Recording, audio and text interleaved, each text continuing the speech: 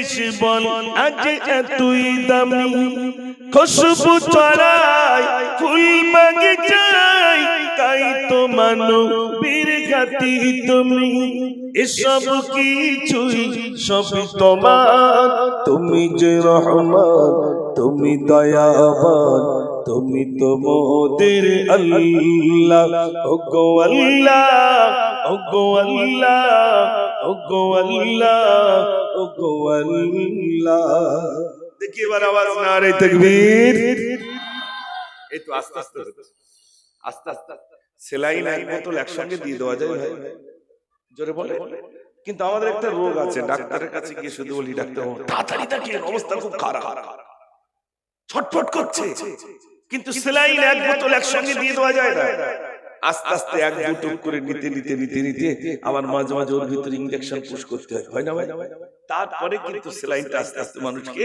একটা খোরাক হিসাবে গ্রহণ হয় আমি উঠেছি মানে এই নয় যে এক বোতল সেলাইন একসঙ্গে দিয়ে দেবো আমার সেলাইন নিতে গেলে তার সময় আছে প্রায় 2 ঘন্টা তাই তোমাকে ডাকুন সবাই মিলে নারে তাকবীর মাশাআল্লাহ একদিন তোমার নাম মসজিদ কবিলা একদিন তোমার নাম মসজিদ কবিলা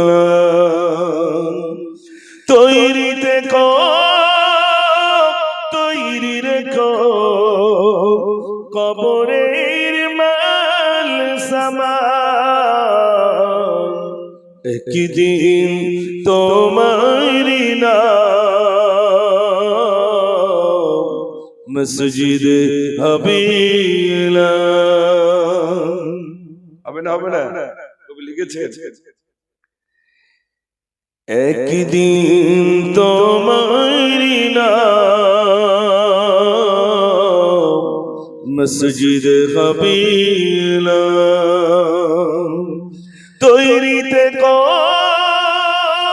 তৈরি রেখো কবরের মাল সামান একদিন তোমার নাম মসজিদ হবিলা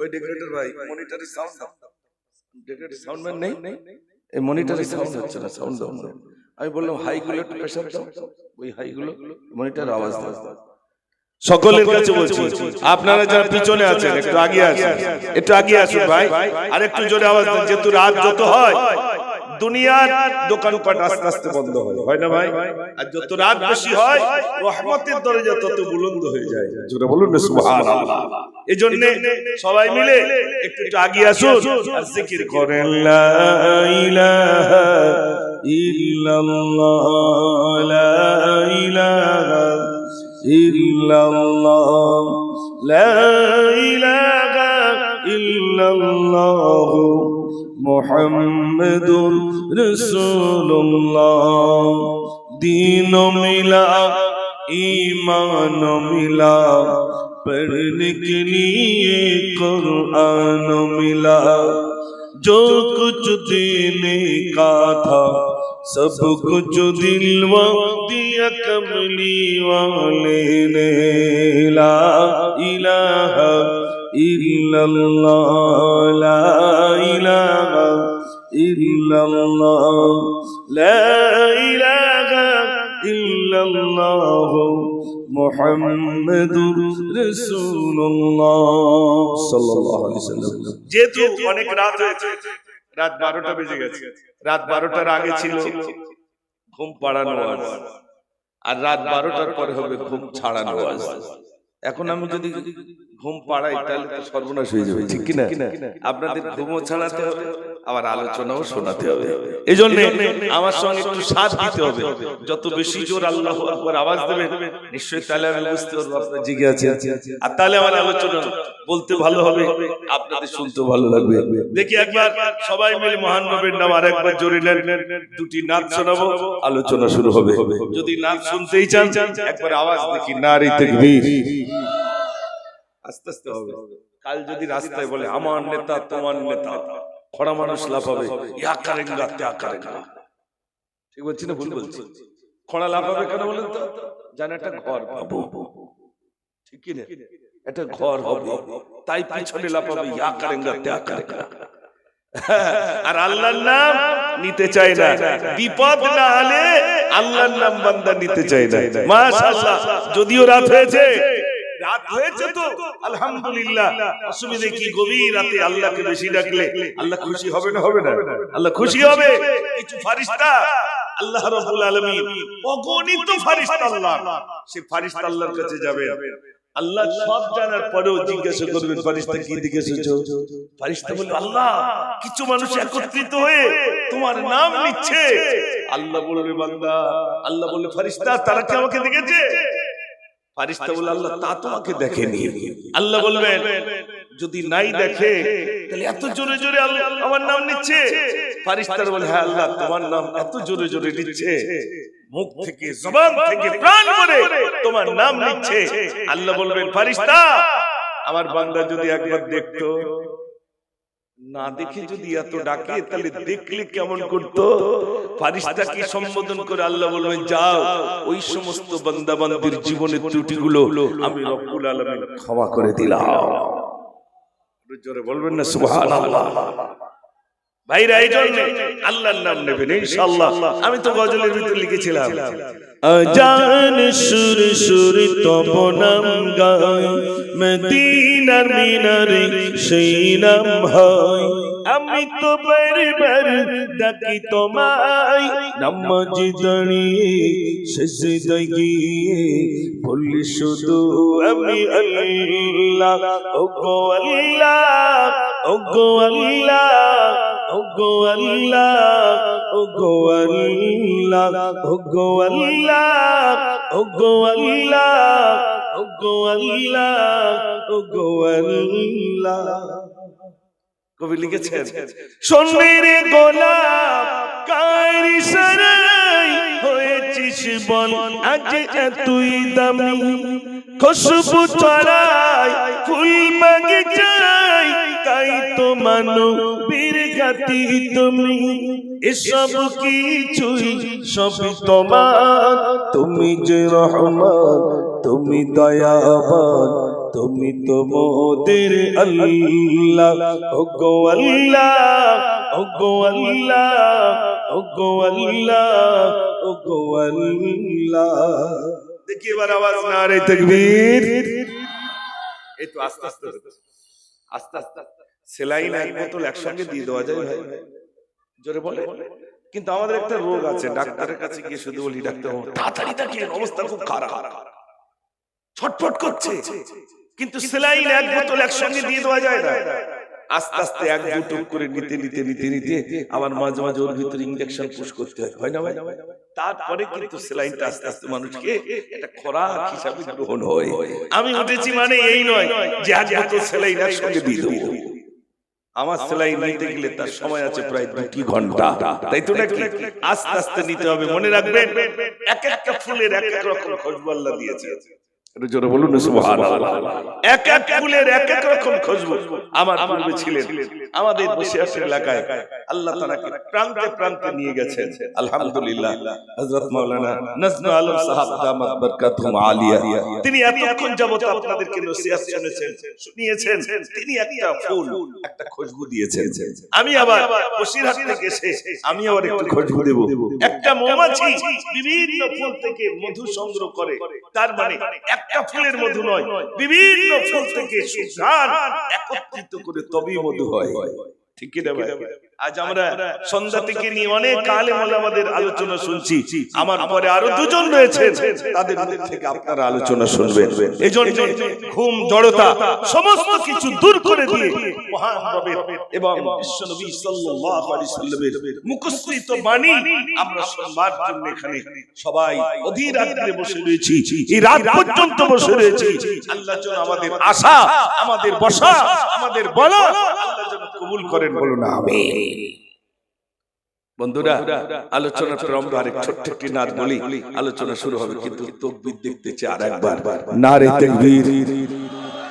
এই শিশু নবীকে দাও না আমায় নিয়ে যাবে হালিমা তোমায়, এই শিশু নবীকে দাও না আমায় নিয়ে যাবে হালিমা তোমায়, এই শত শত তুমি মক্কায় এলো জীর্ণ গাদা নিয়ে হালিমা এলো, হালিমা তোমার দেখন জিয়ার, হালিমা তোমার দেখন জিয়ার, তোমার কোলে শিশু নবীরাই, ও নবী নবীজি আমার, ও নবী নবীজি আমার, ও নবী নবীজি আমার, এই শিশু নবীকে দাও না আমায় নিয়ে যাবে হালিমা তোমার। আলোচনা প্রারম্ভে আরো একবার পিছনে যে সমস্ত নওজোয়ান ভাইরা বাবাজিরা আছেন, আপনার সামনে আসলে কি খুব কষ্ট হবে ভাই? যদি কষ্ট না হয় প্লিজ একটু আসুন না, জি একটু সামনে আসুন ভাইরা, আসুন ভাইরা, আসুন সামনে, বক্তব্য ফুটবে আরো। জি আপনার পিছনের দিকে থাকলে আমি কি আলোচনা রাখবো ভাই? আসেন সামনের দিকে আসেন। অনেকে হয়তো হেঁটে চলে যাচ্ছেন, এই কি রকম ভাই? আমি সেই আপনাদের উত্তর চব্বিশ পরগনা থেকে আপনাদের মুর্শিদাবাদে এলাম, আর রাত 12টা বেজে গেছে বলে চলে যাচ্ছে। ও ভাই আসেন আসেন সামনে, মাশাআল্লাহ মাশাআল্লাহ। এদিকে অনেক ভাইরা রয়েছেন, একটু সামনে আসুন ভাই, পিছনে যারা আছেন প্লিজ একটু আসুন, সবাই আসুন, যুবক ভাইরা আসুন, আপনাদের একটু প্রয়োজন, তাড়াতাড়ি আসুন, সামনের দিকে আসুন। মাশাআল্লাহ। এবার সবাই মিলে আরো একবার আওয়াজ দেন, নারে তাকবীর। মাশাআল্লাহ। সম্মানিত আজকে সবার সুনামধন্য সভাপতি সাহেব, বিশেষ করে মাদ্রাসার আসসাতিজাগণ, সামনেপৃষ্ট জ্ঞান পিপাসু দিনদার ইমানদার আল্লাহওয়ালা বাবাজিরো ভাইরা, আল্লাহ সুবহানাহু ওয়া তাআলার প্রতি প্রশংসা যে আল্লাহ আমাদেরকে এই গভীর রজনীতে দুনিয়ার সকল আবর্জনা থেকে বাছাই করে খুঁটে বেছে আল্লাহ আমাদের জান্নাতের বাগানে বসবার আল্লাহ সুযোগ করে দিয়েছেন। সেই মহান স্রষ্টার প্রতি শুকর আদায় করি। সবাই সমস্বরে ভক্তি ভরে প্রাণ ভরে উচ্চ আওয়াজে বলি আলহামদুলিল্লাহ। আওয়াজ হয়নি, সবাই মিলে বলি আলহামদুলিল্লাহ। যদি কেউ জিজ্ঞেস করে ভাই কেমন আছেন, কি বলবেন? আলহামদুলিল্লাহ। আমরা অনেক কোন রকমের কেটে কেটে যাচ্ছি, বলে না দু একজন বলে ভাই কেমন আছেন, এই কোন রকমের কেটে কেটে যাচ্ছে। আর যুবকদের বলে, যুবকরা বলে কোন রকমের কেটে কেটে যাচ্ছে, রক্ত বেরোয় না। আরে সর্বনাশ, ওটা আবার বলে দেয়, কখনো এটা বলবেন না। যখনই কেউ জিজ্ঞেস করেন ভাই কেমন আছেন, সঙ্গে সঙ্গে বলবেন আলহামদুলিল্লাহ ভালো আছি। قال النبي صلى الله عليه وسلم افضل الذكر لا اله الا الله افضل الدعاء الحمد لله। হযরত জাবির রাদিয়াল্লাহু তাআলা বর্ণিত, তিনি বলছেন আল্লাহ রাসূল সাল্লাল্লাহু আলাইহি ওয়াসাল্লাম বলেছেন সবথেকে উত্তম জিকির হলো লা ইলাহা ইল্লাল্লাহ, আর সবথেকে উত্তম দোয়া হলো আলহামদুলিল্লাহ। খাওয়ার মাঝে মাঝে কি বলতে হবে? আলহামদুলিল্লাহ। আমরা বলার সময় পাই ভাই, বলার সময় পাই, খাওয়ার মাঝে মাঝে আল্লাহুম্মা লাকাল হামদ ওয়া লাকাশ শুকর বলার সময় নেই, এগুলো বলতে পারি না। এইজন্য ইমাম সাহেব দেখবেন যখনই মসজিদে নামাজ পড়তে যান, প্রথম রাকাতে বা আমরা যারা একাকী নামাজ পড়ি প্রথম রাকাতেই বলি, দ্বিতীয় রাকাতে বলি, তৃতীয় রাকাতে বলি, চতুর্থ রাকাতে বলি, প্রথমেই কি বলতে হয়? আলহামদুলিল্লাহি রাব্বিল আলামিন الرحمن الرحيم مالك يوم الدين إياك نعبد وإياك نستعين اهدنا الصراط المستقيم صراط الذين أنعمت عليهم غير المغضوب عليهم ولا الضالين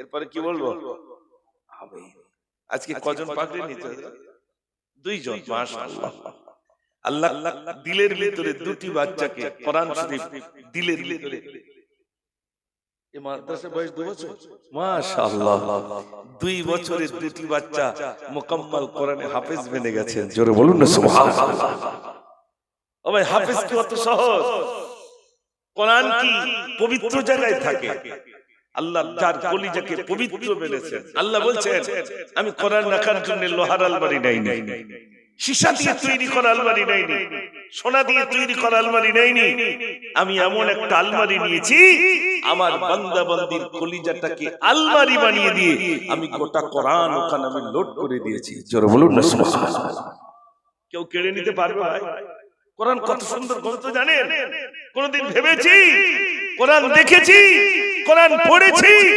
কোরআন কত সুন্দর গ্রন্থ কোরআনকে যদি জিজ্ঞাসা করেন ভাইরা আমার কোরআনকে যদি বলেন কোরআন তোমার নাম কি কোরআন সঙ্গে সঙ্গে জবাব দেবে আমার নাম হলো বাল হুয়া কুরআনুম মাজিদ আমার নাম হলো কোরআনুল মাজিদ জোরে বলুন না সুবহানাল্লাহ পৃথিবীতে এমন গ্রন্থ আছে যে বলে দিতে পারবে আমার এই নাম পারবে না কোরআনকে যদি এবার জিজ্ঞাসা করেন কোরআন তোমার নাম তো শুনলাম তোমার বাড়িটা কোথায় ঘর কোথায় আমি যেমন উত্তর 24 পড়া থেকে এসেছি এখন তোমার ঘর কোথায় কোরআন সঙ্গে সঙ্গে কি জবাব দিচ্ছে কোরআনকে যদি বলি রে কোরআন তোমার নাম শুনলাম তোমার বাড়িটা কোথায় তোমার ঘরটা কোথায় তুমি বলো কোরআন সঙ্গে সঙ্গে জবাব দেবে আমার বাড়িটা হলো ফি লাউহিন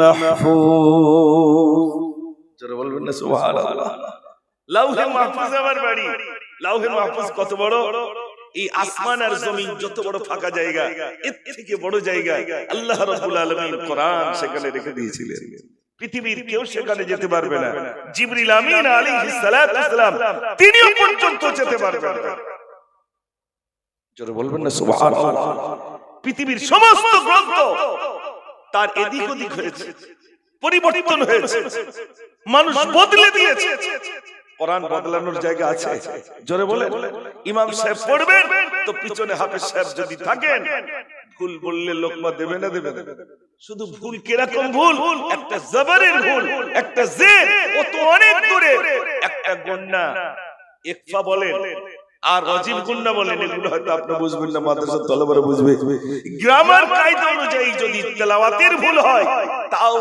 ওই বাচ্চাটা বলে দিতে পারবে যে আপনার এখানে ভুল হচ্ছে আমরা যখন পান্ডুয়া দারুমে আমার ওস্তাদ ছিলেন কারি মুজাম্মিল সাহেব হুজুর আল্লাহ তাআলার কবরটাকে যেন নূরে ভরপুর করে দেন সবাই বলুন আমিন তো এই যে আমরা আযান দেই না বিভিন্ন জায়গায় আল্লাহু আকবার বলে টানে না এই বার বলে যদি টানে তার মানে হবে ছোট আল্লাহু আকবার মানে আল্লাহ মহান আল্লাহ বড় একটা টানে ছোট আর বড় আমরা আন্দাজে তো আযান দিয়ে দিলাম কোথায় কোথায় টানছি তার ঠিক নাই মানে ব্যতিক্রম হয়ে যাবে ভাই মানে বদলে যাবে যেখানে সিন সেখানে সিন যেখানে সাদ সেখানে সাদ যেখানে ক সেখানে ক যেখানে তা সেখানে তা কত সুন্দর করে ওস্তাদ হুজুরগণ ওই বাচ্চাদের পিছনে মেহনত করে জানে 24টা ঘন্টা ওই বাচ্চার পিছনে মেহনত করতে হয় তবেই ওই বাচ্চাটি আল্লাহ রাব্বুল আলামিন শুধু মেহনত নয় অবাক হবে বাংলাদেশের একজন বিখ্যাত হাফেজে কোরআন যিনি সারা ওয়ার্ল্ডকে হারিয়ে দিয়ে সে সময় প্রথম স্থান অধিকার করেছিলেন, নাম হলো নাজমুস সাকিব। প্রথম স্থান অধিকার করার পরে তাকে জিজ্ঞাসা করেছিলেন সাংবাদিকরা, ও নাজমুস সাকিব, এই সারা দেশকে তুমি হারিয়ে দিলে, তার পিছনে কৃতিত্ব কাদের? তিনি বলছেন তার পিছনে কৃতিত্ব হলো আমার আব্বা এবং আমার মা এবং আমার ওস্তাদ হুজুরের। বলছে তার মানে বলছে আমার আব্বাও তাহাজ্জুদের নামাজ পড়তেন, আমার মাও তাহাজ্জুদের নামাজ পড়তেন, ওস্তাদ তাহাজ্জুদের নামাজ পড়তেন, আমাদের জন্য দোয়া করতেন, আমি নিজেও তাহাজ্জুদের নামাজ আদায় করতাম। জোরে বলুন না সুবহানাল্লাহ। ভাই এই মাদ্রাসায় তো অনেক ছেলে পড়াশোনা করে, বাপ তাহাজ্জুদ পড়ে বলে মনে হয়, পাঁচ ওয়াক্ত পড়ে বলে মনে হয়। একটু কথা বলেন হ্যাঁ না? বাপও পড়ে না, মাও পড়ে না, ছেলেকে মাদ্রাসায় দিয়েছে, কত দূর যাবে? বাপটাও পাঁচ ওয়াক্ত নামাজ পড়ে না, পাঁচ ওয়াক্ত জুমার নামাজ তাই কোন রকম টেনে টুনে যেতে হয়। আমাদের ছেলেগুলো কত দূর পৌঁছাবে ভাই? না হালাল না হারাম, কোনটা হালাল আর কোনটা হারাম তাও শিখিনি, জানিনি, আন্দাজে খেয়ে যাচ্ছি। খাওয়ার কারণে আমাদের ব্রেন, আমাদের যে স্মৃতি শক্তি সবগুলো শেষ হয়ে যাচ্ছে, আমাদের কলিজাগুলো, আমাদের দিলগুলো মুর্দা হয়ে যায়, যার কারণে আমাদের দিলের ভিতরে কোরআন থাকে না। পবিত্র হতে হবে, বাপ মাকে সন্তানের জন্য দোয়া করতে হবে। আল্লাহ আমার দুটি মাদ্রাসা করার সুযোগ দিয়েছে, একটা ছেলেদের একটা মেয়েদের। এই দুটি কারখানা আমার আছে, তাই আমি জানি কোন লেভেলের ছাত্র মাদ্রাসায় আছে। প্রথম ছেলে যদি না পড়ে, প্রথম ভয় দেয় তুই যদি স্কুলে না যাস তোর বলে মাদ্রাসায় দেবো। ঠিক বলছি না ভুল বলছি? আর বাড়ি যদি খুব দুষ্টুমি করে তাহলে বলে তুই যা দুষ্টুমি শুরু করিস তোর মাদ্রাসায় না দিলে হবে না, ওখানে বন্দী হয়ে থাক আর ডাল পানি খা। তুই ডাল পানি খা, তোকে ওইখানে রাখবো। তাই ছেলেকে মাদ্রাসায় দেয়, উদ্দেশ্য মাকসুদ তো আলাদা। দেওবন্দ মাদ্রাসার নাম শুনেছেন? জোরে বলে নাম শুনেছেন? আমার ওস্তাদ হুজুর গল্প করেছে যে সেখানে বহু ছাত্র, আল্লাহু আকবার, যে দেওবন্দ থেকে একটা ছাত্র ফারেক হলে বাংলাদেশের সরকারি সনদ দেওয়া হয়, বাংলাদেশের সরকার তাকে সরকারি স্বীকৃতি দেওয়া হয়। এত বড় মাপের মাদ্রাসা। তো ওস্তাদ সব ছাত্রদেরকে ডেকে জিজ্ঞাসা করলেন, তুমি কিসের জন্য মাদ্রাসায় পড়ছো? তুমি কিসের জন্য পড়ছো? তুমি কিসের জন্য পড়ছো?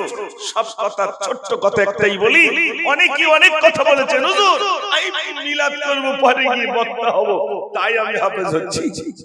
কেউ বলছে আমি আলেম হব, আমি গিয়ে মসজিদ মাদ্রাসায় চাকরি করব, তাই আমি মাওলানা হচ্ছি।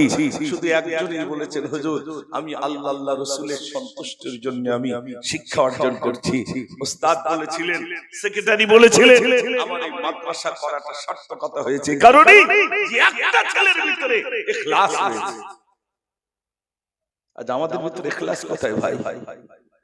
আমাদের নিয়ত তো বড়। ও সোনার ভাইরা, আল্লাহ রাব্বুল আলামিন কোরআনে হাফেজের এত মর্যাদা দিয়েছেন, এত মর্যাদা দিয়েছেন, একটু করে শুনেন। হাফেজ কোরআনের এত মর্যাদা আল্লাহ রাব্বুল আলামিন দেবে কিয়ামতের দিন, মুসিবতের দিনে হাফেজে কোরআন আল্লাহ রাব্বুল আলামিন বলবেন, হে হাফেজে কোরআন তুমি কোরআন পড়ো, সিঁড়ি চড়ো। হাফেজে কোরআন ভাইরা আমার কোরআন পড়তে শুরু করবে, আলহামদুলিল্লাহ রাব্বিল আলামিন এক তলায় চলে যাবে আর রহমানির রহিম, দু তলায় চলে যাবে মালিক ইয়াউমিদ্দিন, তিন তলায় চলে যাবে। এরকম ভাবে বলতে বলতে যখন গোটা কোরআন শেষের দিকে যখন বলবে কুল আউযু বিরাব্বিন নাস মালিকিন নাস ইলাহিন নাস মিন শাররিল ওয়াসওয়াসিল খান্নাস الذي يوسوس في صدور الناس من الجنة والناس। হাফেজে কোরআন বলবে আল্লাহ খতম হয়ে গেছে, আর আছে নাকি? জোরে বলে হাফেজে কোরআন বলবে আল্লাহ খতম হয়ে গেছে। আল্লাহ রাব্বুল আলামিন বলেন, হাফেজে কোরআন আমি আল্লাহ তোমার জন্য দুনিয়ার ঘর নির্বাচিত করে নাই, আমি আল্লাহ জান্নাতে তোমার জন্য 6666 তালাটা আমি আল্লাহ তোমার জন্য নির্বাচিত করে রাখলাম। জোরে বলুন না সুবহানাল্লাহ। হাফেজে কোরআনের এত মর্যাদা। ও সোনার ভাইরা আমার, আজ আমরা কোরআন শুনতেছি না, কোরআন শরীফ এত সুন্দর গ্রন্থ বলছিলাম। কোরআনকে যদি জিজ্ঞাসা করেন, এ কোরআন তোমার নাম শুনলাম, তোমার বাড়িটা শুনলাম, তোমার এবার বলো তুমি কেমনে কোথায় জন্ম নিয়েছো একটু বলো, তুমি কোন মাসে জন্ম নিয়েছো, কোন তারিখে জন্ম নিয়েছো। কোরআন সঙ্গে সঙ্গে বলছে আমার জন্মের মাসের নাম হলো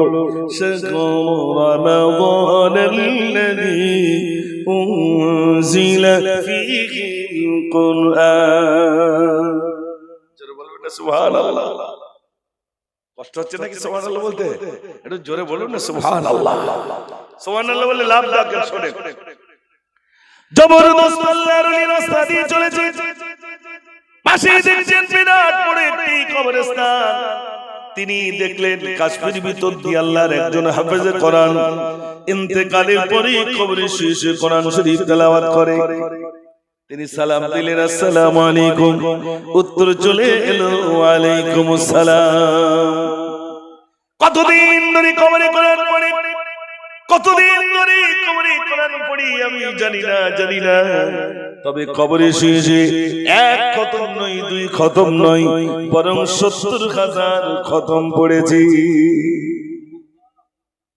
কত হাজার? আর আমাদের বাড়িতে মায়েদেরকে জিজ্ঞেস করি, খতম পড়েছো? নিজেও পড়ি না, বিবিও পড়ে না। কোরআনের চোখ নাই, তবে মরার সময় না শুনে বাড়ি যায়। আপনাদের দিকে মানুষ মরে গেলে মাথার ধারে কোরআন পড়ে? একটু কথা বলে, ও বেঁচে থাকতে একটু দেখে। আমাদের গ্রামে একজন মারা গেছে, মানে গ্রাম থেকে একটু দূরে, আমার কাছে এসে বলছে, হুজুর বাপটা তো মারা গেল, এখন মারা তো গেছে রাত 10টা, এই রাত্রে তো মাটি দেওয়া যাবে না, সকালে মাটি দিতে শুনেছি নাকি লাশের পাশে থাকতে হয়। তা বলছিলাম আপনি যদি বাপ দুটো ছেলে যদি পাঠিয়ে দিতেন, তারা সারা রাত ধরে পড়তো আমার বাপের পাশে। বলে হ্যাঁ মাদ্রাসার ছেলেরা ওরা পড়বে, তুমি ঘুমোবে, এত নাকি ভালো ঠিকাদার পেয়েছো। তোমার বাপ পড়েছে, মাদ্রাসার ছেলেরা এসে তোমার বাপের পাশে পড়বে, আর তুমি নাক ডাকিয়ে ঘুমাবে। ভালো সিস্টেম, ভালো। কেন? তোমার বাপ মরেছে, তুমি মাথার ধারে পড়ো, তুমি পড়ো, এ পড়বে কেন? আর যদিও পড়ো, আপনাদের বলুন, একটা মৃত মানুষের মাথার পাশে যদি কোরআন পড়লে কবরটা শান্তিময় হয়, সুখময় হয়, তাহলে বেঁচে থাকতে কোরআন পড়লে খুব কষ্ট হতো ভাই। জোরে বলে, কোরআন নজর আছে বলে মনে হয়? কোথায় নজর? ওই যখন ছেলে বিয়ে দেয়, তখন মেয়ের কাছে, মেয়ের বাড়িতে যায়, মানে মেয়ে দেখতে যায়, মেয়ে দেখতে গিয়ে দেখবে সব যুবক যায়, আর একটা বয়স্ক মুরব্বীকে নিয়ে যায়, যে একজন বয়স্ক না নিয়ে গেলে কি বলবে তা ঠিক নাই। এখন সেখানে সব জিজ্ঞেস করে, তখন যুবকরা বলে, চাচা তুমি কি জিজ্ঞেস করো? চাচা বলে, আমি আর কি জিজ্ঞেস করি? চাচা তখন বলে, ওমা তুমি কোরআন শরীফ জানো? ও ভাই আমি ঠিক বলছি না ভুল বলছি? তো চাচা জিজ্ঞেস করে, আমা কোরআন শরীফ জানো? পাশে একটা হোমগার্ড দাঁড়িয়ে থাকে না, হোমগার্ড বসে, ওই মেয়েটার যে নিয়ে আসে আর কি, পাশে হোমগার্ড দাঁড়িয়ে থাকে। ও তখন বলো 2-3 বার খতম হয়ে গেছে। চাচা মনে করে 2-3 বার খতম হয়েছে মানে মোটামুটি বাড়িয়েছে পড়বে। আল্লাহ, বিয়ে হয়ে গেল, বাপ চায়ের দোকানে বলছে আমার মেয়ের সব গুছিয়ে গেছে দিয়েছি, ছেলের ইঞ্জিন ভ্যান থেকে শুরু করে, টোটো থেকে শুরু করে যা লাগে সব দিয়েছি। কিন্তু যাওয়ার সময় বাপ মেয়েটার হাতে বললো না, মা এই কোরআন শরীফটা নিয়ে যা, মা সময় পেলে কোরআন পড়িস, এই নামাজের পাটিটা নিয়ে যা, মা নামাজ পড়িস। আপনারা বলুন, সত্য কথা বলুন, এই দুটো জিনিস দিয়েছ বলে মনে হয়? জোরে বলে, এই দুটো জিনিস দিল না, বিয়ে হয়ে গেল। শ্বশুর মশাই মনে মনে করছে তাই তো বৌমাটা কোরআন শরীফ জানে, মানেই বাড়িতে আসলে একটু কোরআন পড়বে। ও আল্লাহ, কোরআন পড়া তো দূরের কথা, মোবাইল ঠেলতে ঠেলতে তার সময় চলে যাচ্ছে। কি বলছি না ভুল বলছি? ও ভাই, সত্য কথা আজ আপনাদের কাছে শোনাবো, শোনেন। মা যদি কোরআন শরীফ না পড়ে, মা যদি নামাজ না পড়ে, মোবাইলের দিকে দিকে নজর দেয়, ওই মায়ের ওরসে যদি সন্তান আসে বড় আল্লাহর ওলি হবে তো নাকি? জোরে বলে। আপনারা জানেন ইটির ফ্রেমে, ওই যে ফ্রেমের ভিতরে যে কাদাটা দেওয়া হয়, ফ্রেমের গায়ে যা লেখা থাকে ইট তাই বার হয় নাকি? ফ্রেম থেকে যেটাই বার হয় সেটাই লেখা থাকে, ফ্রেমে যা লেখা সেটাই বার হবে না সোনা বার হবে? জোরে বলে। মায়ের পেটটা হলো ইটের ফার্ম, এখান থেকে যেটা বার হবে মা। আপনারা অবাক হয়ে যাবেন, শোনাচ্ছি শোনেন। কিতাবের ভিতরে এসেছে বড় পীর আব্দুল কাদের জিলানী রাহমাতুল্লাহ আলাইহি, তিনি যখন মায়ের গর্ভে ছিলেন মা কোরআন শরীফ পড়তেন। কি পড়তেন? কোরআন শরীফ পড়তেন। ভাইরা আমার, কিতাবের ভিতরে এসেছে বড় পীর আব্দুল কাদের জিলানী রাহমাতুল্লাহ আলাইহি মায়ের গর্ভে যখন ছিলেন মা জননী কোরআন তেলাওয়াত করতেন, কোরআন পড়তেন। বাচ্চা জন্ম নিল, মা জননী হাতটি ধরে মাদ্রাসায় নিয়ে গেলেন। হুজুর আবার ছেলেটাকে একটু আলিফ শিক্ষা দেন। ওস্তাদ হুজুর এবার বললেন, বাবা তুমি বলো আউযু বিল্লাহি মিনাশ শাইতানির রাজীম, বিসমিল্লাহির রাহমানির রহিম। ভাইরা আমার, যেইনা উস্তাদ হুজুর বললেন বাবা বলো আলিফ, আলিফ তো দূরের কথা, তিনি এবারে মুখস্থ তেলাওয়াত করতে শুরু করে দিলেন, তেলাওয়াত করতে শুরু করে দিলেন। ছোট্ট বাচ্চাটার হাতটি ধরে বড় পীরের মায়ের কাছে নিয়ে বললেন, ও আব্দুল কাদেরের মা, তুমি আমার সঙ্গে মিথ্যা কথা বলেছো কেন? কি মিথ্যা কথা বললাম? বলছে তোমার ছেলেটাকে কোরআন শরীফ শিক্ষা দিতে নয়, বরং আলিফ শিক্ষা দিতে দিয়েছিলে। তোমার ছেলে তো মুখস্থ তেলাওয়াত শুনিয়ে দিল। মা জননী ডুকরে ডুকরে কাঁদে। ওস্তাদ বলেন, ও আব্দুল কাদেরের মা, তুমি কি আমার কথায় দুঃখ পেয়েছো? হুজুর না, আমি দুঃখ পাইনি, তবে কেন তোমার চোখে পানি এলো?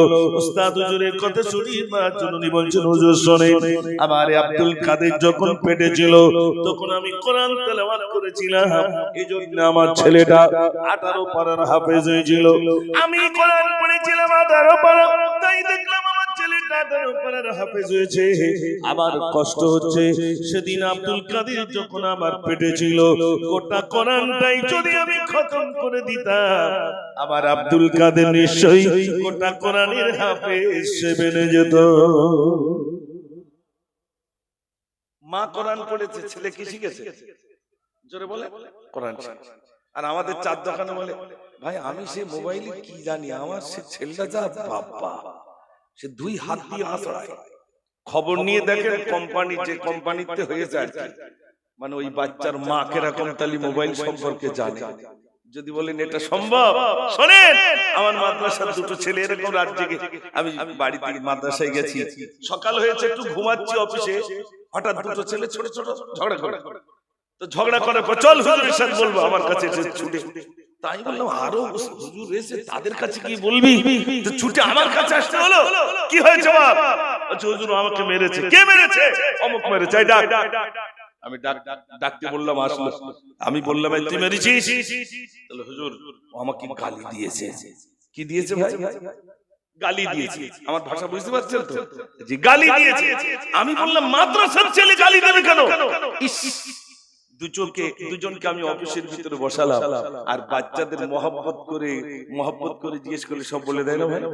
আমি পিঠে হাত বোলাচ্ছি আর বলছি, সত্যি কথা বলো বাবু, তুমি কি গালি দিয়েছো? অনেক বলার পরে একটু বললো, হুজুর আমি একটু দিয়ে ফেলেছি। আমি তখন বলছি, সত্য কথা বলবে, তুমি কি বলে গালি দিয়েছিলে? ও বলতে চায় না, কিন্তু আমার মহব্বতের ঠেলায় ও সব বলছে। তাই বলছি, সত্য কথা বলো, কি বলে গালি দিয়েছিলে? তো একটা বললো, এত বিষাক্ত যা মাইকে বলা যাবে না, একটা বলেছে, কিন্তু সে গালিটা এত বিষাক্ত যে কারোর সাথে বলা যাবে না। আমি তখন বলছি, সত্য কথা বলবি? বলছে হ্যাঁ।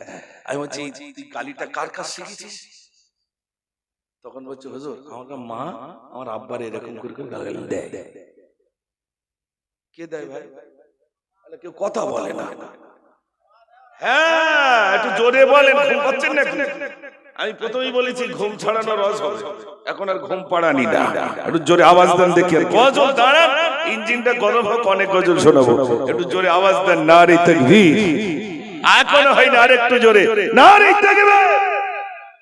আয় আয় জালিম তুই দেখ দেখবি তো আয়, কি লেখা কোরআনের পাতায়, শিশু কোরআন পড়ে কত মধুর লাগে, এমন সুন্দর হাফেজ হয়ে যায়। ওই ওই জালিম তুই দেখবি তো আয়।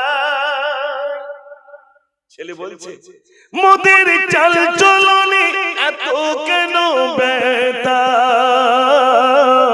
মোরা বলছি কি এমন কোন কথা, জাগার তাসির পেল পাকিস্তানে চলো, বলছি তোমার পিঠে ওরে বাংলাদেশি, এমন সাহস তো কম দেখা যায়।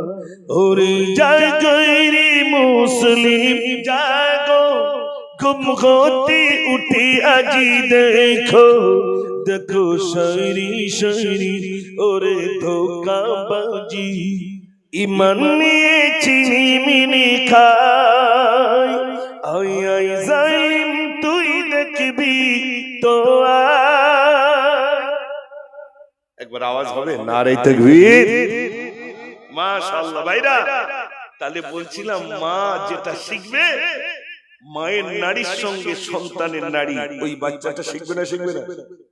মা এত পরিমাণ মোবাইল দেখে, বাচ্চা যখন পেটে থাকে বাচ্চা বলে আমিও বেরোতে পারলি হয়। ঠিক বলছি না ভুল বলছি? বাচ্চা যেই হবে কিছুদিন, শুধু যেই হবে ওর সামনে মোবাইল ধরে, দাদি দেখো তোমার নাতি, ও প্রথম চোখ দেয় কিসে ভাই? জোরে বলে মোবাইলে। কিন্তু উচিত ছিল ওই বাচ্চার কানে বলার দরকার ছিল আল্লাহু আকবার আল্লাহু আকবার, বাচ্চার কানে মহান রবের কথা বলার দরকার ছিল, ঠিক কি না? ওই বাচ্চার কানে ইকামত দরকার ছিল না, আজান দিতে পেরেছি না ইকামত দিতে পেরেছি। এক সপ্তাহ পর ঘরে এনেছি, হুজুরের ডাকছি না কারোর ডাকছি না, ইচ্ছা করে ওই বাচ্চা যেতে দুটো পয়সা হয়েছে তো তাই বলছে বড় রাত করব। আপনার দিকে করে নাকি ভাই? একটা অনুষ্ঠান করে কিনা? করে না মনে হয়? আমাদের দিকে করে, একটা অনুষ্ঠান করে। কিন্তু ইমাম সাহেবকে ডেকেছে, হাফেজ সাহেবকে কি ডেকেছে, মাও সাহেবকে কি ডেকেছে, হুজুর আমার ছেলেটা হসপিটাল থেকে বাড়িতে এনেছি, আপনি আমার বাচ্চাটার কানে একটু আজান দিয়ে দেন। হ্যাঁ মনে বলে। আচ্ছা আজান না দিলে লাভ কি? যদি আজান না দেন শয়তান তার ধ্বনিটা দিয়ে দেয়। যখন শয়তান তার ধ্বনি দেবে আপনি বলুন ওই ছেলেটা বিগড়ে যাবে না যাবে না? মা একটু যেই শিশুটা বড় হলো, মা প্রথম তাকে শিক্ষা দিচ্ছে, দাদু আসছে টাটা করে দাও। প্রথম শিখলো টাটা, আচ্ছা ঠিক আছে টাটা। তারপরে শিখছে বাচ্চা আসছে, বাচ্চাকে মা শিখিয়ে দিচ্ছে দাদু আসছে একটু বলো গুড নাইট। দাদু বলে গুড নাইট তো কত মশা তাড়ানি জিনিস নিয়ে আসবো। গুড নাইট বোঝেন তো? যার মানে হলো শুভ রাত্রি, গুড মর্নিং শুভ সকাল, ঠিক তো? তো এই যেটা আপনি বললেন গুড নাইট গুড মর্নিং বাচ্চাকে শেখালেন, মা যদি বাচ্চাকে শিক্ষা দিত, বাবু তুমি বলো আসসালামু আলাইকুম, দাদুকে বলো আসসালামু আলাইকুম, ছোট্ট বাচ্চা দাদুকে বলবো আসসালামু আলাইকুম, আল্লাহ তোমার প্রতি শান্তি করুণা দয়া বর্ষিত করুক।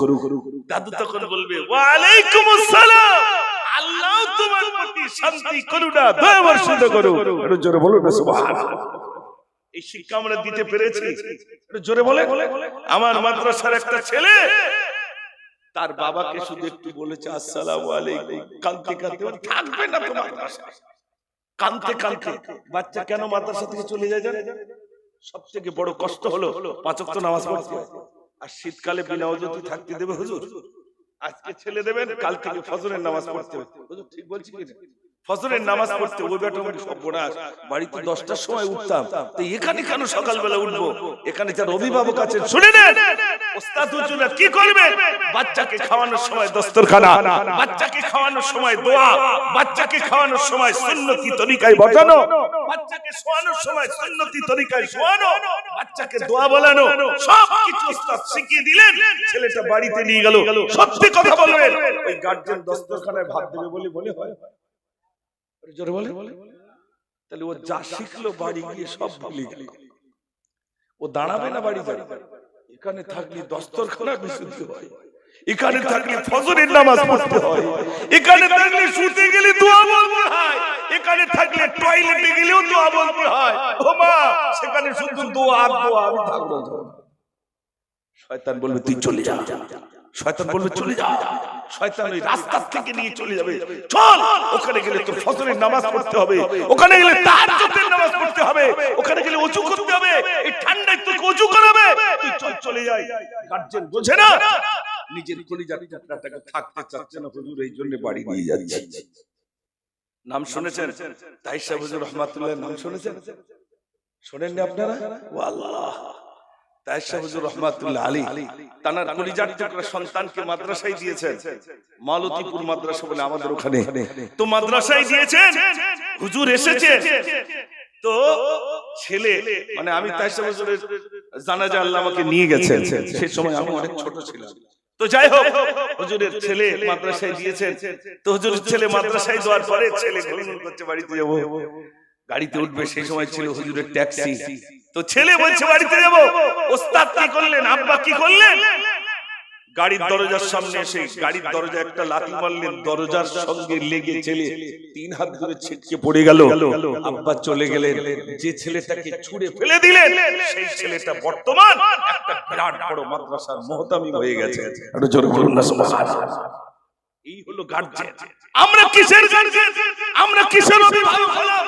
আজ মাদ্রাসার বাৎসরিক সালে সওয়াব, 2টি বছরের ভিতরে 2টি ছেলে আল্লাহ তাদের মুকাম্মাল হাফেজে কোরআন বানিয়ে দিয়েছে। আমরা সবাই বলি আলহামদুলিল্লাহ, আল্লাহ শুকরিয়া যে এরকম একটা মাদ্রাসা থেকে আলহামদুলিল্লাহ 2টি ছেলে, এরপরেও নিশ্চয়ই আরো ছাত্র আমি শুনছিলাম তাদের তেলাওয়াত, আমার যতটুকু যোগ্যতা আল্লাহ দিয়েছেন তার ভিতর দিয়ে আমি শুনছিলাম বাচ্চাদের তেলাওয়াত, খুব সুন্দর তেলাওয়াত, আলহামদুলিল্লাহ খুব সুন্দর তেলাওয়াত বাচ্চারা শিখছে। তার মানে বাচ্চা যদি সুন্দর তেলাওয়াত করে, এর দ্বারা বোঝা যায় এখানকার আসাতিজাগণ ইনশাআল্লাহ তানার উন্নত মানের আল্লাহ তানাদের যোগ্যতা দিয়েছে, যদি এত সুন্দর ছাত্র তৈরি হয় কি করে। ও ভাইরা আমার, একটু করে শুনুন, আজ কোরআন থেকে আমরা মুখটা সরিয়ে নিলাম। পৃথিবীতে সর্বদাই লজ্জিত, অপমানিত, অপদস্থ আমাকে হতেই হবে। কিয়ামতের দিন, মুসিবতের দিনে জান্নাতীরা জান্নাতে যাবে, জাহান্নামীরা জাহান্নামে যাবে। জান্নাতীরা জান্নাতীদের জন্য আল্লাহ রাব্বুল আলামিন বিরাট একটা ইন্তজাম করবেন।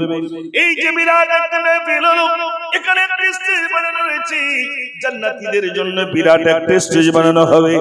এই বিরাট স্টেজ বানানোর পরে ফেরেশতারা বলবেন আল্লাহ কি দিয়ে আমরা স্টেজ বানাবো? আল্লাহ বলবেন যাও যাও, আবার নূর দিয়ে স্টেজ বানাও। নূর দিয়ে স্টেজ বানানো হয়ে যাবে।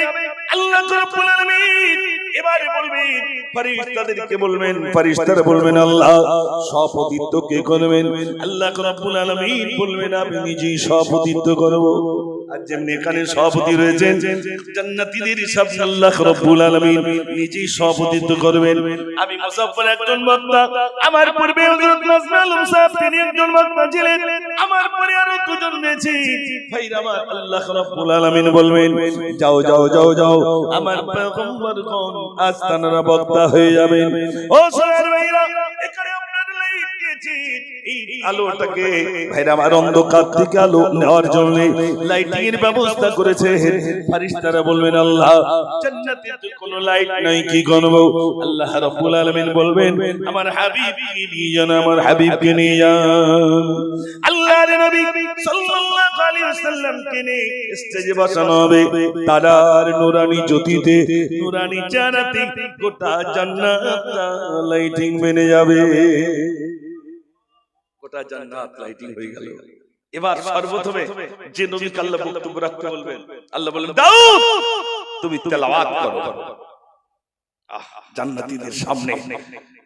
আল্লাহ যেন আমাদের প্রত্যেককে জান্নাত নসিব করেন, সবাই বলুন আমিন।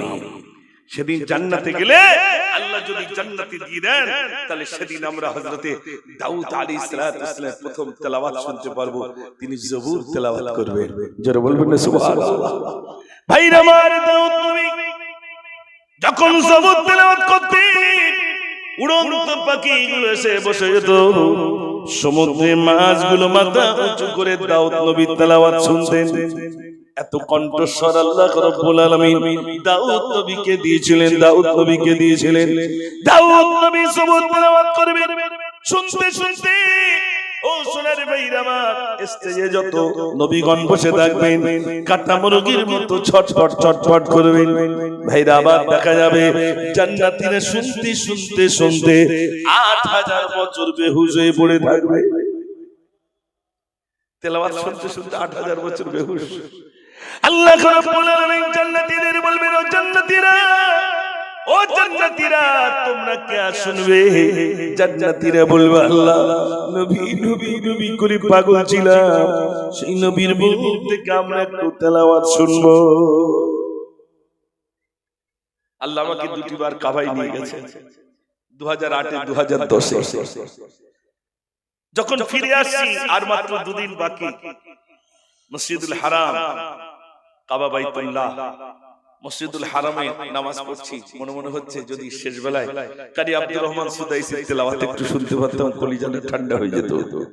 এমন সময় দেখলাম মাগরিবের নামাজে হাজির সূরা মাউন তেলাওয়াত করছে, তো মনে হচ্ছে যেন কোরআন শরীফ নাজিল হচ্ছে। জোরে বলুন না সুবহানাল্লাহ।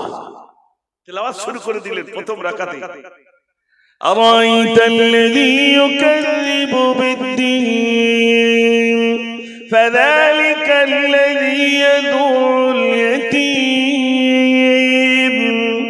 ولا يحض على طعام المسكين فويل للمصلين الذين هم عن صلاتهم ساهون الذين هم يراءون ويمنعون الماعون।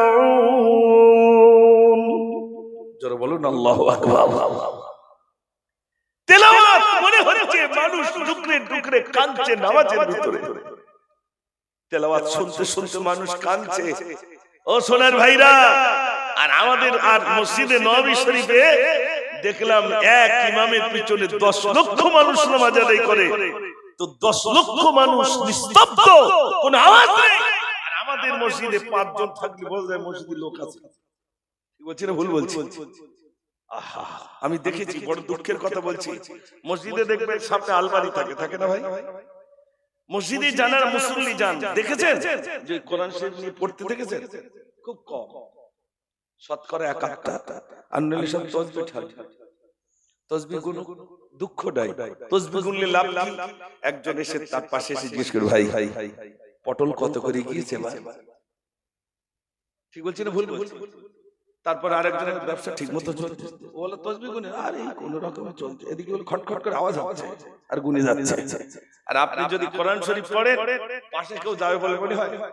জোরে বলে, বাবা কোরআন শরীফ পড়তে ধারে যাব না, কিন্তু তাসবিহ গুনলি পটলের কথা জিজ্ঞেস করবে, ঝিঙের কথা জিজ্ঞেস করবে, বাপ মা কেমন আছে, আর বলে শুনেছো কি হয়েছে, কি ও কি ছেলে একটা কি করে শুনেছি বলার মতো না। অথচ বলে মসজিদে তাসবিহ খটখট করে ছেলের কথা, মেয়ের কথা, যত গ্রামে কার কি হয়েছে, কার ছেলে চলে গেছে, ও মসজিদে নামাজ পড়া বাদ দিয়ে এখন ওই শুরু করেছে। ওই মিলাদ এখন ঘন্টাখানি চল। ঠিক বলছি না ভুল বলছি?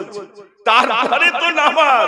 এখন বলুন, আল্লাহ রাসূল বলেছেন কেউ যদি নামাজের জন্য আধা ঘন্টা অপেক্ষা করে, ওই আধা ঘন্টা যদি ইন্তজার করে, পূর্ণাঙ্গ নামাজের সওয়াব আল্লাহ রাব্বুল আলামিন তার আমলনামায় লিপিবদ্ধ করবেন। জোরে বলুন না সুবহানাল্লাহ। এখন এই আধা ঘন্টা অপেক্ষা করেছে না শুধু লোকের পরনিন্দার পরচর্চা করে বলে বলে? তো সওয়াব হবে না গুনাহ হবে? নামাজ পড়লে যেরকম সওয়াব হয়, নামাজ পড়লে গুনাহ হয়। মসজিদে ঢুকলে যেমনি সওয়াব তেমনি গুনাহ আছে, সাবধান। সোনার ভাইরা বলছিলাম, হযরতে দাউদ আলাইহিস সালাতু ওয়াসসালাম কি তেলাওয়াত করছিলেন? জোরে বলুন, জবুর তেলাওয়াত করছেন। ও সোনার ভাইরা, আল্লাহ রাব্বুল আলামিনের কাছে ফেরেশতারা নয় বরং জান্নাতীরা বলবেন, ও আল্লাহ, দাউদ নবীর তেলাওয়াত শুনলাম, আল্লাহর নবীর মুখ থেকে আমরা একটু তেলাওয়াত শুনবো। বিশ্ব নবী সাল্লাল্লাহু আলাইহি ওয়াসাল্লাম সেদিনে কোরআন শরীফের এই সূরাটা তেলাওয়াত করবেন, ইয়াসিন ওয়াল কুরআনিল হাকীম ইন্নাকা লামিনাল المرسلين على صراط مستقيم জোরে বলুন না সুবহানাল্লাহ। আচ্ছা আপনারা বলুন, দুনিয়ার মানুষ যদি তেলাওয়াত করে মানুষ কাঁদে, রাসূলের উপরে কোরআন নাযিল হচ্ছে, সেই রাসূল নিজে কোরআন পড়বেন, তাহলে কত ভালো লাগবে। জোরে বলবেন না সুবহানাল্লাহ। আজ তো আমরা গোটা কোরআন একসঙ্গে পেয়েছি। আর রাসূল করিম সাল্লাল্লাহু আলাইহি সাল্লাম যখন কোরআন পড়তেন, সাহাবায়ে কেরাম আজমাইনগণ কেউ পাথরে লিখে রাখতেন, ওখানে একটু লিখে রাখতেন। হযরত ওমর ফারুক রাদিয়াল্লাহু তাআলা ইসলাম কবুল করেছিলেন কোরআনের ছোট্ট একটু আয়াতের টুকরা দেখেই। হযরত ওমর ইসলামের কলমা পড়ে মুসলমান হয়েছিলেন। জোরে বলুন না সুবহানাল্লাহ। আবু জেহেল, আবু লাহাব, উতবা, শাইবা মিটিং করছে, মুহাম্মদ সাল্লাল্লাহু আলাইহি ওয়াসাল্লামের কল্লাটা কাটবে কে? খাপ থেকে নাঙ্গা তলোয়ার যিনি বার করেছিলেন, নামটা কি? সঙ্গে সঙ্গে ওমর বলে আমি চালাবো, মুহাম্মদকে আমি গিয়ে কতল করিব। প্রতিমধ্যে নঈম ভাইয়ের সাথে দেখা হয়, ঘরের কথা শুনে ওমর আগুন হয়। রাস্তা দিয়ে যাচ্ছেন, হযরত ওমরের সঙ্গে দেখা, হযরত নঈম। ওমর জিজ্ঞাসা করছে, নঈম কোথায় যাও? নঈম জিজ্ঞেস করছে, ওমর কোথায় যাও? ওমর বলছে, মুহাম্মাদের কল্লা কাটতে যাই। ছি ছি ছি ছি, এই ছাগল ছাড়া ধরতে পারবে? বলে, ওই আবার ধরতে পারবে না। ছাগল ছাড়া ধরতে গেলেন, ধরতে পারলেন না, তলোয়ার নিয়ে বলছে, আয় নঈম, তুমি বুঝি ইসলাম কবুল করেছো? আমাকে শাসন করছো? তুমি বাড়িতে গিয়ে দেখো তোমার বোন ফাতেমা আর তোমার দুলা ভাই সাঈদ দুজনই ইসলামের কলমা পড়ে মুসলমান হয়ে গেছে। তলোয়ার নিয়ে বাড়ির দিকে যাচ্ছে। আমার বোন বোনাই কলমা পড়েছে, তার মানে আগে বোনকে শাসন করে আসে। তলোয়ার নিয়ে ছুটে গিয়ে ফাতেমার ঘরে, তলোয়ার নিয়ে ছুটে গিয়ে ফাতেমার ঘরে, দেখে তারা দুজনে কোরআন পড়ে। জোরে বলবেন না সুবহানাল্লাহ। ওমর গিয়ে বেতরক মেরে মেরে যায়, ওমর গিয়ে বেতরক মেরে মেরে যায়। বোন বলছে, ভাই তুমি যতবার নবী ভুলি না, ও ভাই মেরে মেরে শেষ করে দিলেও ইসলামের কলমা ভুলছি না, ভুলবো না। জোরে বলবেন না সুবহানাল্লাহ। ঘুম পাচ্ছে নাকি ভাই? ওই একটু জোরে তাকবীর দেন, নারে তাকবীর।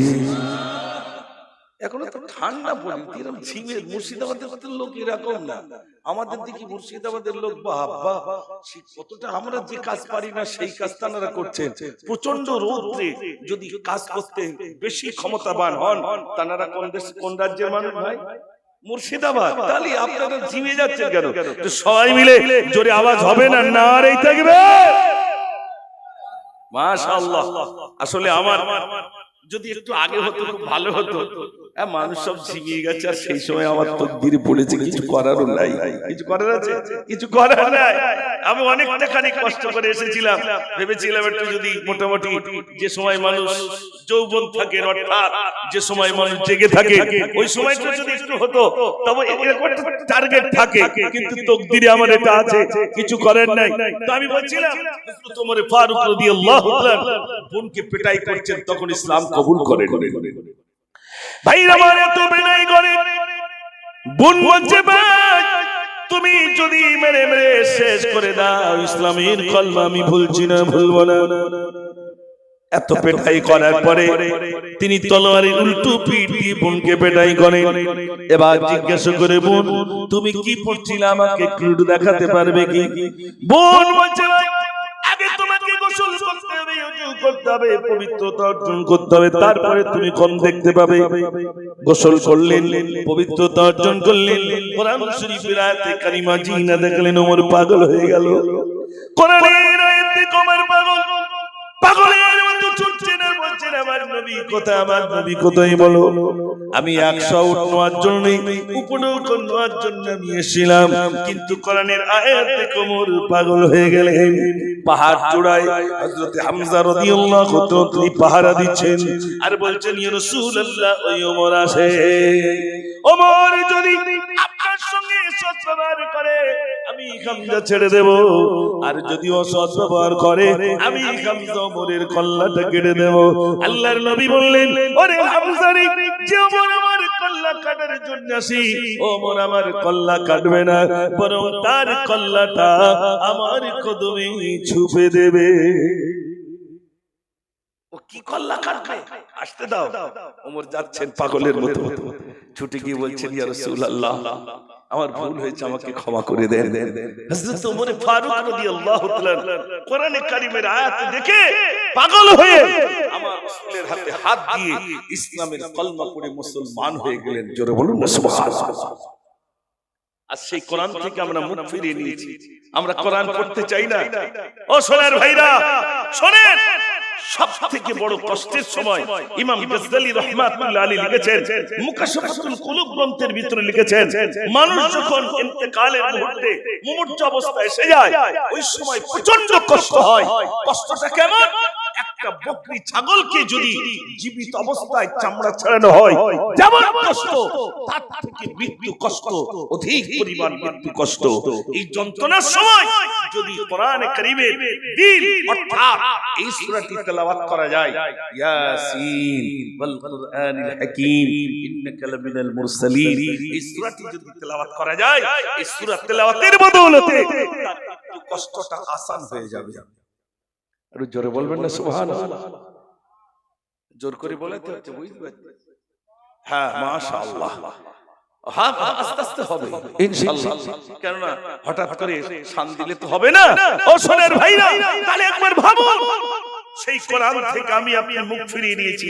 কোরআনের একটি হক আছে, প্রত্যেক দিন 100 আয়াত তেলাওয়াত করতে হবে। কত আয়াত? 100 আয়াত তেলাওয়াত করতে হবে কোরআনের হক।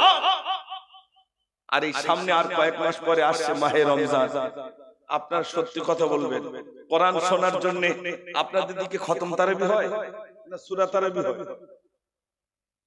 সূরা তারাবি বেশি হয়, খতম তারাবি হাঁটু কনকন করে, ভাই শুনবো কি করে, আর অতক্ষণ ধরে পড়লি হয়? আহা, কোরআন শুনবে কি? মরে গিয়ে শুনবে, বেঁচে থাকতে শুনবে? মরে গিয়ে ভাই তুই যত পড়িস পড়, তখন আর আমি নামালা করতে পারবো না। ফেরেশতা বলে ওরা শুনিয়ে লাভ নেই, ওর কানের ভিতরে সব সিজা দোয়ারি, ও যাবে না। সারা জীবন কোরআন দেখিনি, শুনিনি, পড়িনি, আর মরণের পরে তুই মাথার ধারে পড়ছিস, কেন বেকার পড়ছিস?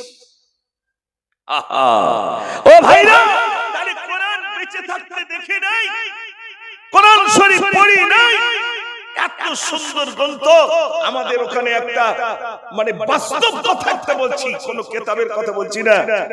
ছোট্ট বাচ্চা হ্যান্ডিক্যাপ, মসজিদ পর্যন্ত নামাজ পড়তে যেত, দুর্বল, নিজের হাত দিয়ে ভাত খেতে পারে না, হসপিটালে আইসি রুমে ভর্তি, বাবা হচ্ছেন সরকারি চাকরিজীবী। তো বাবাকে বলছে, বাবা বলছে কি? বলছে তোমাকে নামাজ পড়তে হবে, আমি হয়তো আর বাঁচবো না, তোমাকে নামাজ পড়তে হবে। তা বাবা বলছে, হ্যাঁ বাবা নামাজ পড়বো। চোরা কোন নামাজ না, মসজিদে গিয়ে জামাতের সহিত নামাজ আদায় করতে হবে। ছেলে কাকে বলছে? বাপকে বলছে। তো বলছে, হ্যাঁ বাবা নামাজ পড়বো। ওই ছেলেটা মুখ দিয়ে আমার মতো অযোগ্যকে একটা নাম বলেছিল, মুজফফর হুজুর একটু আনতে, বাচ্চারা যেমন একটু গজল প্রেমী, তো হুজুরের একটু আনতে হবে, আমাদের বাড়িতে মিলাদ দিতে হবে। ইন্তেকালের পরে খুঁজে খুঁজে তিনি আমাকে বার করলেন, হুজুর আমার ছেলের ওসিয়াত, চলেন কবরটা একটু দেখবেন। তো সেই ছেলেটার কথা বলছে যে আমার ছেলে কোরআন পড়তে জানে না, কিন্তু দেখলাম কোরআন শরীফটা নিয়ে কোরআনের আয়াতের উপরে আঙ্গুল দিয়ে হাত বুলায়। আমি বিবিকে বললাম, বিবি আমার ছেলে তো কোরআন শরীফ জানে না, ও তো ভালো কথা বলতে পারে না, কিছুই পারে না, বিনা ওযুতে কোরআন শরীফ ধরেছে মনে হয়, ওর কাছ থেকে একটু কোরআন তুমি নিয়ে নাও। বিবি বললেন, প্রাণের ছবি না, প্রতিদিন একটা ঘন্টা বসে বসে আমার ওই ছোট্ট বাচ্চা কোরআন না পড়তে পারলো, কোরআনের আয়াতের উপরে হাত বুলায়, আর কি ভিড় করে জানো আমার বাচ্চাটা বলতে থাকে। একটু জোরে বলুন সুবহানাল্লাহ। ও সোনার ভাইরা, যে কথা বলতে পারে না তারা উল্টে চলে গেল, কোরআনের উপরে তার নজরটা চলে গেল। আপনাদের কাছে কি বলবো, আল্লাহ আমাদের চোখ দিয়েছেন, আল্লাহ আমাদের হাত দিয়েছেন, সব দিয়েছেন। বাংলাদেশে আপনারা দেখেছেন ভাইরা, আমার যে সময় মহামারী মুসলমানদের উপরে অত্যাচার চলেছিল, একজন অন্ধ হাফেজ সে দেখলো ছুটে ছুটে মানুষের হাত ধরে বাংলাদেশের কিনারায় এসে উঠলো। সাংবাদিকরা তার সামনে মাইকার ফোন ধরলো, মাইকার ফোন ধরে বলছে, বলো তুমি কেমনে এসেছো? তুমি তো অন্ধ, মুহাম্মদ থেকে তুমি কেমনে এসেছো? বলছে আমি দেখলাম চতুর্দিকে শুধু বোমের আওয়াজ, বোমের আওয়াজ, বন্দুকের গুলির আওয়াজ, কিন্তু আমি কারোর না কারোর হাত ধরে আমি কেমনে পার হয়ে যাব নিজে জানি না। বলছে তুমি কি চাও? বলছে কিচ্ছু চাই না, বাংলাদেশের জমিন আমার জন্য দিতে হবে না, আমি এতটুকু চাই একটা ওই পাশ দিয়ে হোক, দরবার দিয়ে হোক, বেড়া দিয়ে একটা ছোট্ট মাদ্রাসা বানিয়ে দেন, আমি ওইখানে বসে বসে কোরআন মাজিদ আমি তেলাওয়াত করব।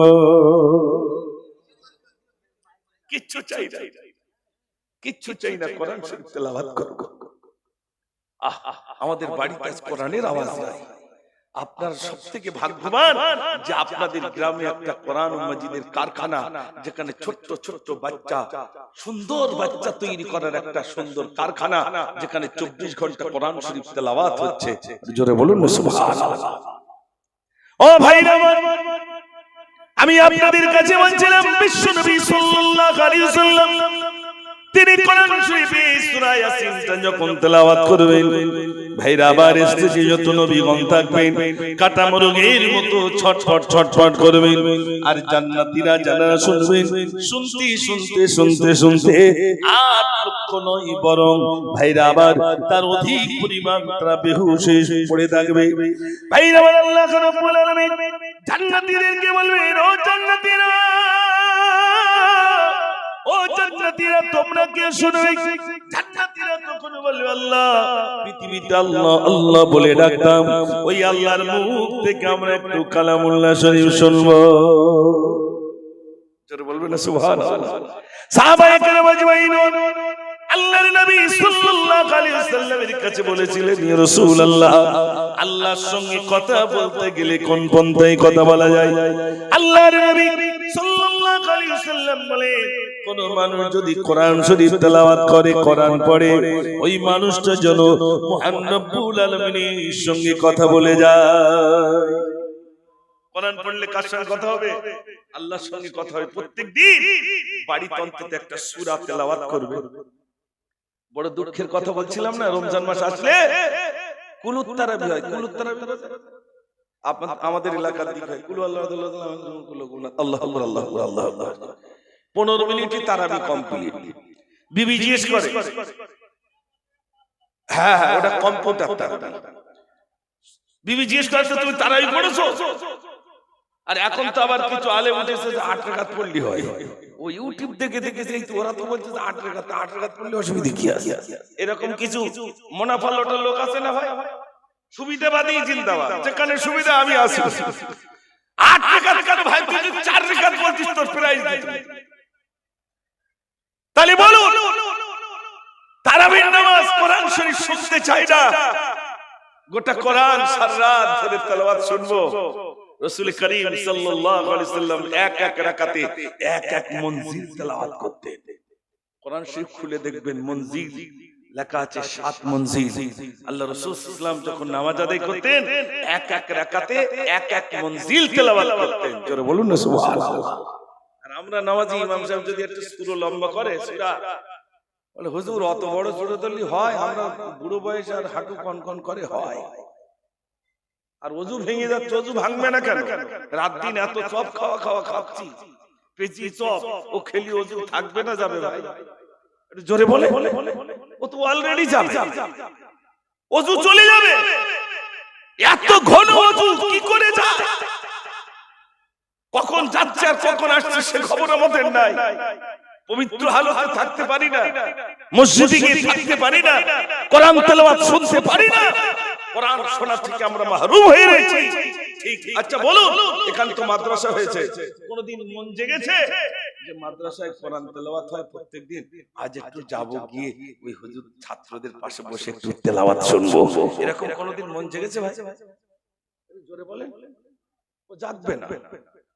এই যে বাচ্চাগুলো আজ অবহেলিত, এই বাচ্চাগুলো আজ যাদেরকে আমরা দূর করে সরিয়ে দিচ্ছি, যারা আমাদের থেকে বঞ্চিত, ওই বাচ্চাগুলো আমার আপনার মাথার ধারে সেদিন কোরআন শরীফ তেলাওয়াত করবে, করবে না? করবে।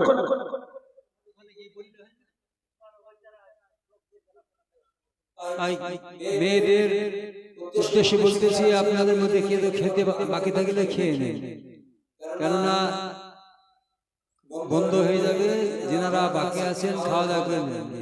ও খাওয়া দাওয়া চলছে তাহলে আপনাদের দিকে? ও আমি ওই জন্য বলছি লোকজন এরকম কম, তো ওদিক কারখানা খুলে রাখলে তো এমনি তো থাকবে না, ঠিক কি না? আমাদের দিক অত সহজ না, আগে মিলাদ শোনো তারপরে পন্থায় মুখ দাও, তার আগে না। কিন্তু আপনাদের দিকে খাওয়াও চলে, মিলাদও চলে, পেটে ভাত আসলে তখন বালিশ বলে তাড়াতাড়ি চলে যায়। ঠিক বলছি না ভুল বলছি? পেটে ভাত পড়লে আর দাঁড়ায়? কলমাখানি হলি তাই আপনাদের দিকে মাঝে মাঝে শাদী টাদি হয় না ভাই? তাই ছোটাছুটি তাড়াতাড়ি আগে যেতে হবে, কি হবে তার ঠিক নেই, পাওয়া যাবে কিনা। এখন আজকে কি রান্না হয়েছে, মানে তাবারুকের সব খাওয়া দাওয়ার কি ইন্তজাম হয়েছে? গোশ ভাত না খিচুড়ি? গোশ ভাত, মাশাআল্লাহ। তাহলে তো অনেক ব্যাপার, বহু মানুষ এত গজল শোনায়, ঘুম ভাঙে কি? দেখি একবার তাকবীর দেন, নারে তাকবীর। এখন মনে করেন এক হাঁড়ি গোশত রান্না করেছে, আমি এসে চৈশমারা থেকে আমি জিজ্ঞেস করলাম, ভাই কি রান্না করলেন? হুজুর গোশত রান্না করেছে। তাহলে নিয়ে আসি, প্রথমে এক বালতি আনলে, এক বালতি কি হবে, আরো আনবে, কতটা খাবে রে? দু বালতি আনলেন। আমি বললাম আরো আনে। যুবকরা বললে এক কাজ কর, হাঁড়ি শুদ্ধ নিয়ে চল, আর একটা বাঁশ কেটে নিয়ে চল, খেতে না পারলে গালের ভিতরে বাঁশ টাইট করে দেবো। এখন আমি এক হাঁড়ি গোশত রান্না করে আনলো, আমি গালটা হা করলাম, আর আপনারা গোশত ঢেলে দিলেন, আমি টপ করে গলিয়ে নিলাম। কি রে, সেই উত্তর চশমাতে হা করে নিয়েছিলি দেখি, আরে ও তুই একাই মেরিতে চলে গেল, তা আমরা কি খাবো? শোনেন, আপনারা আর কত টাকার মালিক? আল্লাহ নবী সুলাইমান আলাইহিস সালাতু ওয়াসসালামকে টাকা দিয়েছিলেন 70টা উট সিন্ধুকে চাবি বয়ে নিয়ে যেত। একদিন নবী সুলাইমান আলাইহিস সালাতু ওয়াসসালাম আল্লাহর কাছে বলছেন, আল্লাহ বলছে বলো। নবী সুলাইমান বলছেন, ও গো আল্লাহ, আমি তুলি দুটি হাত, তোমারই সৃষ্টির দেব দুটি ভাত। কি দেবে? হাত কেটে দেবে। এটা তো আপনাদের এলাকা, আর টোটাল সৃষ্টিজীবদেরকে, তাতে হাঁস মুরগি গরু ছাগল সব টোটাল সৃষ্টিজীবদেরকে খেতে দেবেন। আল্লাহ নবী সুলাইমানের কথা শুনে বলছেন, নবী সুলাইমানেরই কথা শুনে আল্লাহ বলেন, ওরে সম্ভব নহে, তুই পারবে না। কেন? আমার কত যে সৃষ্টি, তোমার পড়ে না দৃষ্টি, তোমার দাওয়াতে হবে ত্রুটি।